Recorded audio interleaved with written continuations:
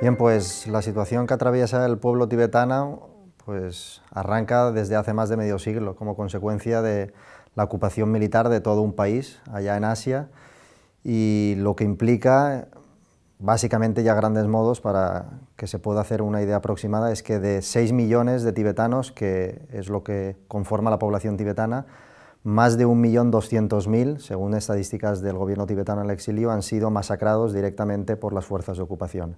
Esto es, más de un 20% de la población ha muerto directamente como consecuencia.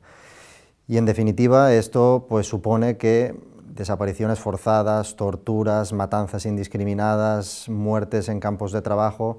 arroja este balance. Y esto han habido altibajos durante épocas, como por ejemplo en la Revolución Cultural.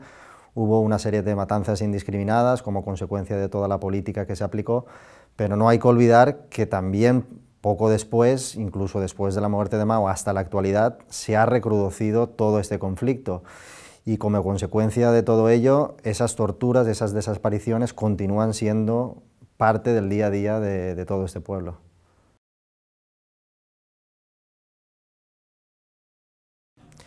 Sí, en este caso aparece el principio de jurisdicción universal, el cual desde los juicios de Nuremberg se empieza a acuñar, y el cual básicamente lo que nos dice es que cuando se cometen crímenes internacionales como es el genocidio y como son las torturas, los crímenes contra la humanidad, los ofendidos no son únicamente las víctimas, sino la humanidad en su conjunto, y de ahí viene también la definición de crímenes contra la humanidad. Y en ese sentido se da potestad a todos los tribunales nacionales de cualquier Estado que haya ido ratificando las distintas convenciones y tratados internacionales en materia de genocidio, las convenciones de Ginebra para el caso de conflictos armados, Convención contra la tortura, etcétera, etcétera, donde se dice concretamente que con independencia de la nacionalidad de las víctimas, con independencia de la nacionalidad de los que vas a acusar y del territorio donde se hayan cometido o no estos crímenes, cualquier tribunal nacional tiene competencia para juzgar esos crímenes internacionales por la gravedad del delito. Y ese tipo de conexiones nacionales les resultan indiferentes, porque la ofensa es tan grande a la humanidad al cometerse un genocidio, al cometerse los crímenes contra la humanidad, que eso irremediablemente se tiene que poner fin a esa impunidad a través de esa jurisdicción universal.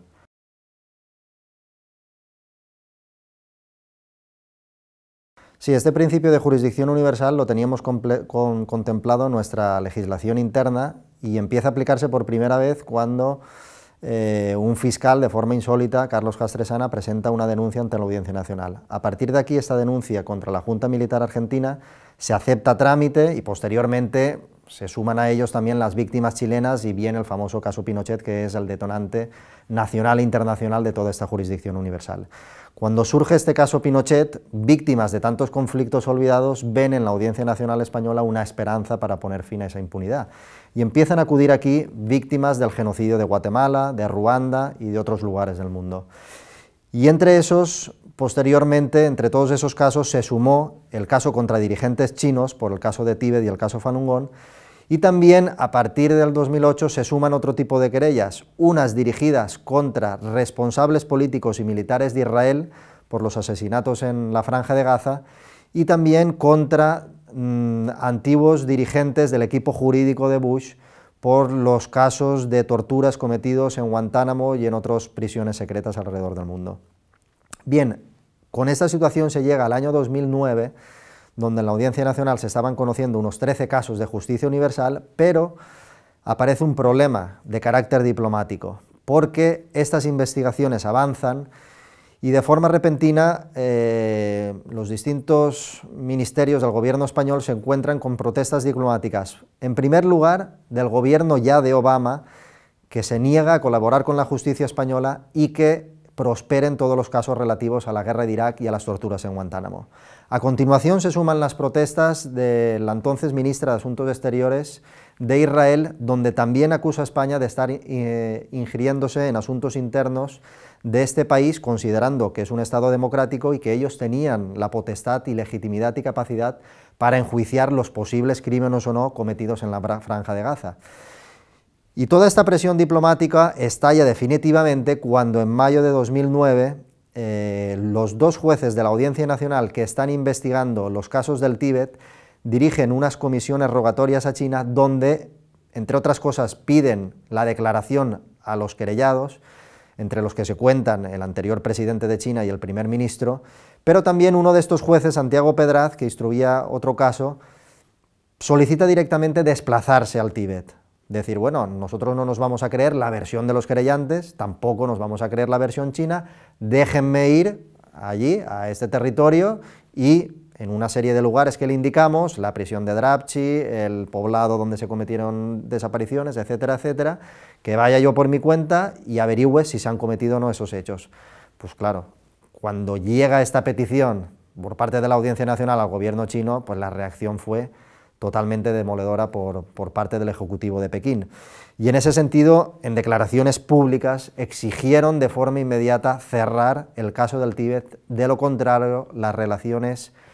supuestamente amistosas entre China y España se verían completamente arruinadas. Y bastó esta declaración para que una semana después se reunieran en el Congreso el Partido Popular y el Partido Socialista, que gobernaban aquel entonces, en la primavera del 2009, para que de una forma repentina, urgente y aprovechando la tramitación de otra ley que no venía al caso de la justicia universal, aprobaran en un par de meses la reforma del principio de jurisdicción universal, que absolutamente lo dinamitan, porque a partir de entonces exigen que para que estos casos puedan continuar debe apreciarse una conexión nacional, o una víctima española, o dicen una conexión relevante con España, que no sabemos muy bien qué se entiende por conexión relevante con España.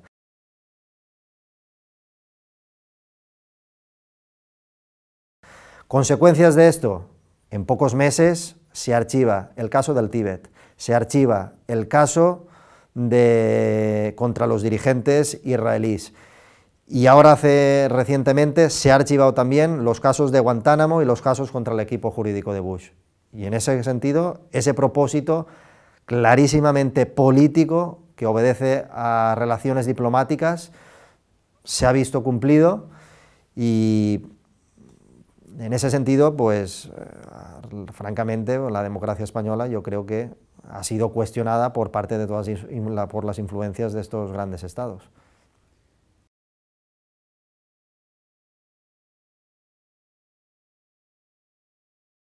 Lamentablemente, como se puede ir comprobando a todos los niveles y en todos los estados,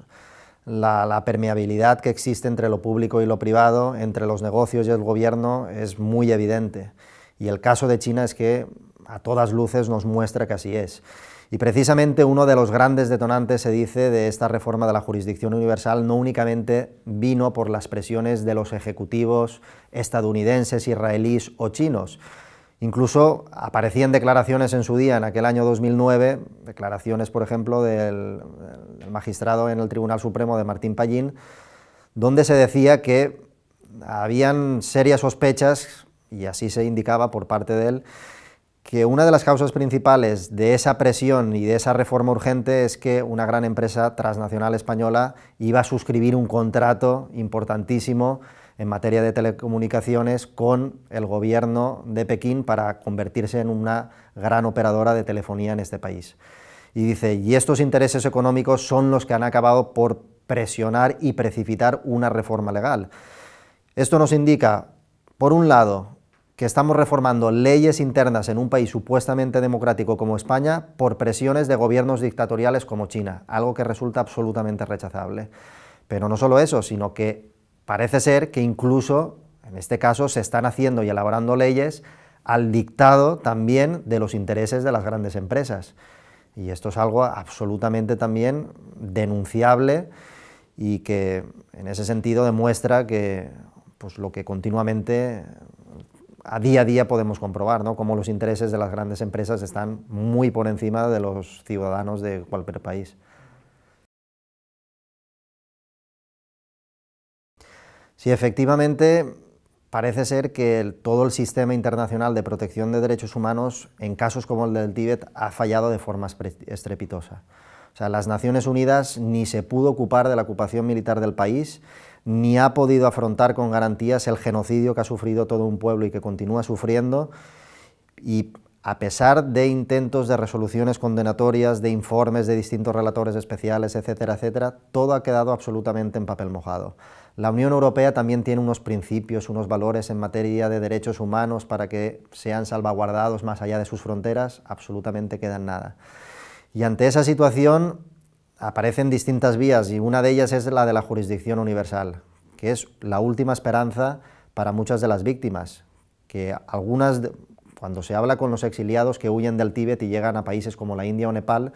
pues no dan crédito. Ellos han oído hablar de una Declaración Universal de Derechos Humanos, de unas convenciones internacionales, y no llegan a creer que todo eso es una mera manipulación política en muchos de los casos. Si no coinciden los intereses geoestratégicos de las grandes potencias, absolutamente no sirve para nada.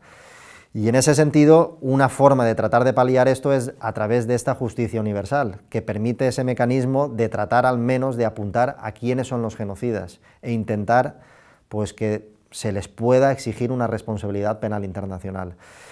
Algunos tibetanos han perdido totalmente la desesperanza y la única forma que están encontrando en la actualidad de protestar y de tener una visibilidad internacional es a través de las autoinmolaciones. Desde hace un par de años se han autoinmolado ya más de 120 tibetanos, de todas las edades y de toda condición social.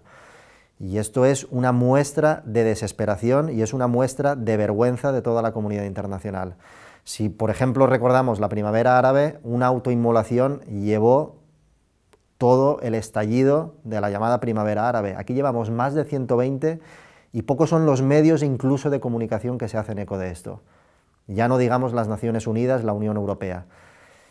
Y ante este estado de absoluta impunidad, la desesperación provoca eso, y su manera de enfrentarse al conflicto a través de la no violencia, pues les lleva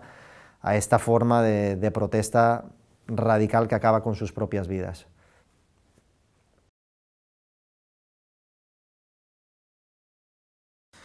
Bien, a pesar de la reforma de la jurisdicción universal aquí en España en el 2009, se intentó en reiteradas ocasiones también archivar el caso que se venía instruyendo sobre el genocidio tibetano, y no se ha podido hasta la fecha, no se ha podido porque sí que se ha encontrado esa conexión nacional. Thupten Wanchen, que es la acusación particular del caso y es víctima en este caso del genocidio tibetano, tiene nacionalidad española. Y precisamente esa conexión nacional ha servido para que no pudiera archivarse a pesar de las pretensiones reiteradas del fiscal para que así fuera. En definitiva, la instrucción ha continuado desde el 2009 sobre este primer caso del genocidio tibetano y ha llevado al resultado, por un lado, de poder también procesar a Hu Jintao, anterior presidente de China, hace pocos meses, como responsable directo de todas las masacres en el Tíbet. Y por otro lado también se ha podido conseguir que el anterior presidente y el anterior primer ministro, entre otros, se les haya dictado órdenes de arresto internacional, porque ha considerado también la Audiencia Nacional que hay indicios clarísimos que apuntan a que ellos fueron los que dieron las órdenes de adentrarse los tanques en las ciudades, de ordenar que se torturara a todos los tibetanos en las cárceles, de provocar esas desapariciones forzadas. Así lo ha considerado la Audiencia Nacional, y ese decreto de esa orden de arresto internacional, pues la verdad es que se pondrá o no se pondrá a Hu Jintao y a Jiang Zemin en el Calameco, pero lo cierto es que para las víctimas que se apunten a los líderes chinos como genocidas, para ellos eso ya es justicia. Justicia no es únicamente poner a un acusado en prisión y que se le condene en una sentencia firme. Justicia también es denunciar los hechos, que las víctimas puedan ir a un tribunal a expresar allí su sufrimiento y todo lo que han padecido, y que ahora se decreten esas órdenes de arresto internacional. Eso es justicia para las víctimas, ese reconocimiento a toda la tragedia que al menos ya no está en el silencio, y que